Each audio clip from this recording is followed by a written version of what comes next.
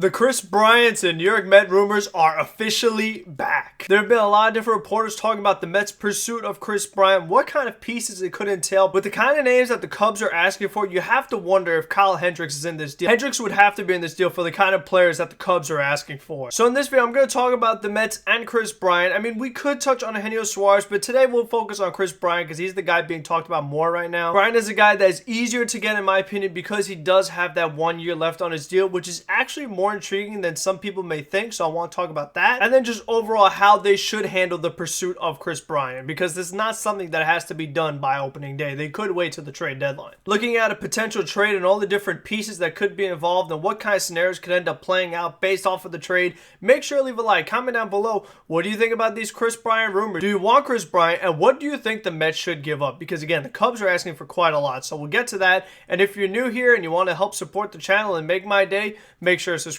We know the Cubs have been asking for Alvarez, and I can't blame them because Francisco Alvarez is a guy that I'm extremely excited about. Could be very important for the Mets in the future. It's someone that I really don't want to give up. So if I was the Cubs, I would ask for Alvarez too. Not that I would get him back, because the Mets better not trade Alvarez in a Kris Bryant or a Eugenio Suarez trade. So if a deal is going to happen, there have to be some other parts, because Kris Bryant is on the last year of his deal. The Cubs should be more inclined to move Kris Bryant compared to the Reds that have Eugenio Suarez under team control at an extremely reasonable deal for a few more years. So if the Cubs want to get something for Kris Bryant, not just let him walk away in free agency, yes, they could extend the qualifying offer, which I want to get to for the Mets. Eventually, you might have to come down from that asking price and trade him. Now, the other name that came up from Mark Healy was that the Cubs have also asked for David Peterson. And that is another guy that I'm not really looking to trade right now. I want to see what David Peterson has. He put together a nice rookie year, and having young, controllable pitching is extremely valuable, especially considering that Noah Syndergaard and Marcus Stroman are on their walk years. If the Mets were to get Kyle Hendricks, that means that David Peterson would move to the bullpen eventually once Noah Syndergaard comes back.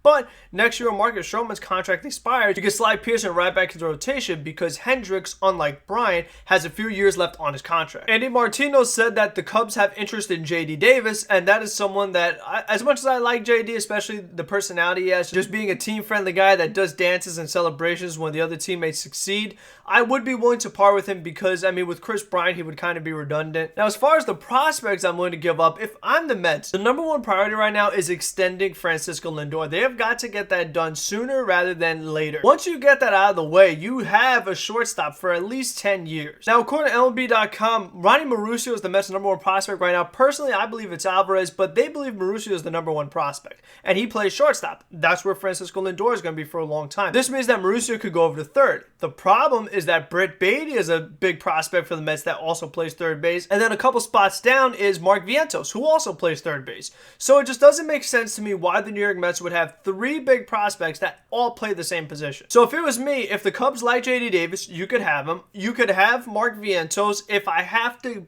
put Baty in just to get the deal done, I would consider it. Not saying I'm going to do it, but I'm more willing to consider it. And then, like I said, if you want to put in Khalil Lee or another lower level pitching prospect, does it get the deal done for Kris Bryant? I hope so. That's my package right now. Take it or leave it. Would I get Kyle Hendricks? I doubt it with how much the Cubs have been asking for in this trade. And the Reds, they have the right to ask for more because of how controllable Eugenio Suarez's contract is. And Sonny Gray is a very nice contract as well, if you were to get him in the trade. The good part about Kris Bryant being on the last year of his deal is that you're going to get a motivated Kris Bryant. You might get one of the best versions you will see of Kris Bryant because he wants to get the big payday that someone of his talent in the past definitely could warrant. Once the season is over, the Mets could extend the qualifying offer to Kris Bryant, and if he signs elsewhere, the Mets get a draft pick back. You went for it this year with Kris Bryant. He probably had a really good season, which meant that the Mets probably had a good year, and you got a draft pick back from it. Now, let's say you get Kris Bryant and he doesn't have a good year. You extend the qualifying offer. He accepts it. Now you have a second year of a motivated Kris Bryant. By then, we'll have a much better idea of what the CBA is going to look like and how feasible it would be for Steve Cohen to re-sign Kris Bryant and give him a long-term contract. One of the realities we're going to have to face is that the Mets are trying to make another big move. And as I said, the number one priority has got to be to extend Francisco Lindor.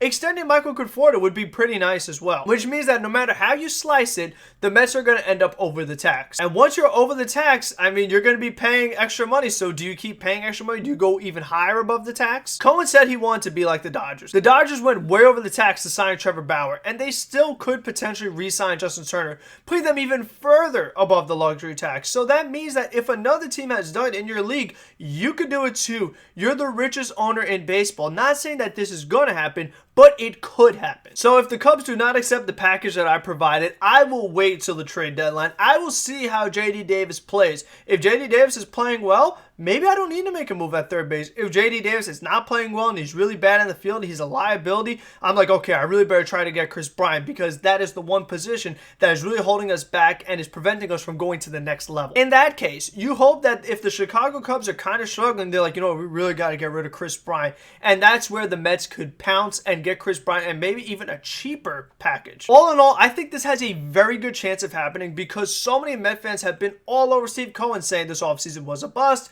it was a failure. A lot of Met fans have been saying this. So I believe that Steve Cohen wants to have one more big move in him, and that big move could be Kris Bryant. Again, as much as we like the Suarez deal, it's just going to cost a lot. Even the Cubs trade is probably going to cost a ton. So we'll see how this develops. I just want to give my opinion on it because there's a lot of different angles to this potential Kris Bryant trade. So I want to hear what you guys think about that and what your packages would be. And then later tonight at 7 o'clock, myself, Mets fans only, Mets fan from YouTube, Jolly Olive, iTalk Studios, Tony Metro, and others will all have another live stream again at 7 o'clock tonight. So make sure to tune into that. And until the next one, be safe, be smart, be healthy, and let's go Mets. Go get Kris Bryant.